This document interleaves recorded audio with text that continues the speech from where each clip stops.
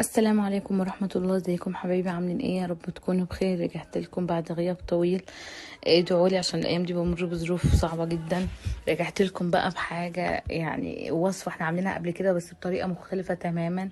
الكبدة لما نبقى جايبينها مثلا بتشد او عاوزين نعملها بردة او نعملها زي نظام الستيك كده وتكون بتشد، الوصفة دي حرفيا خلتها بتدوب دوب زي ما انتم شايفين، تحفة.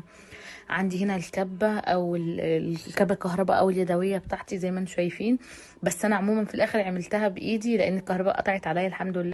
حطيت هنا التوم، حطيت 3 4 5 فصوص توم كده كويسين، وحطيت قرنين فلفل حار وقرنين فلفل حامي. الحامي ده اختياري بس انا عشان كان اللي هياكل منها فمش اطفال حطيت يعني. وبعدين حطيت البهارات بتاعتي، كزبره ناشفه وملح وفلفل اسود وكمون، ولو عندي بهارات كبده حطيها. بهارات مشكله حطيها. وبعدين حطيت عليها حوالي معلقه خل كبيره، وعصرت ليمون بس الكاميرا ما جابتوش. زي ما انتم شايفين كده الكهرباء قطعت عليا فعملته بايدي.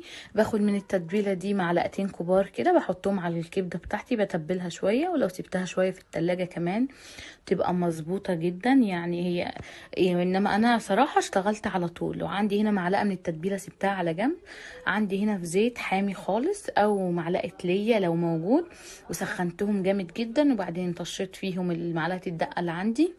اول ما ريحه البهارات والكمون والكزبره طلعت وخلاص ريحه التوم طلعت وشمتها، حطيت الكبده بتاعتي اديتها صدمه. لا بغليها في ميه ولا بتبلها في لبن ولا الكلام ده. الطريقه دي برضو انا عامله طريقه قبل كده، برضو هحط لكم ان شاء الله اللينك بتاعها في الوصف.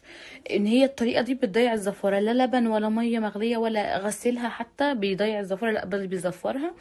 اول ما خلاص غيرت لون تمام معايا كده. الصراحة في ناس بتعملها كده وخلاص سندوتشات وبتسيبها تستوي. انا بحب اضيف لها بصلة او اتنين متوسطين يعني بصراحة مش بحبها من غير بصل.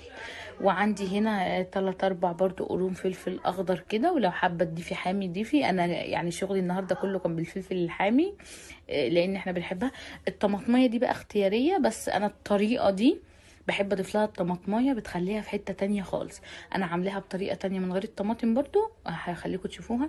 صراحه زي ما انتم شايفين كده، مع انها كانت يعني طاسه او حاجه الومنيوم مش لاتيفال ولا سيراميك، بس برغم كده علشان تشتغلها صح الزيت سخن اديتها صدمه، مش لازقه. وزي ما انتم شايفين الكبده دايبه دوب، ويعني كانت بتدوب في البق بمعنى الكلمه. ما كانتش بتشد، ما كانتش جامده. وبرغم ان هي متقطعه من البدايه القشره اللي عليها مش كانتش متشاله. زي ما انتم شايفين دايبه دوب خالص معايا. دي كان بابايا جايبها على اساس ان هو يشويها، بس طلعت قاسيه في الشوي عشان الجلده بتاعتها او القشره الرقيقه اللي عليها دي ما كانتش متشاله. طلعت رقيقه وبتدوب. اتمنى لو عجبكم ما تنسوش اللايك والاشتراك.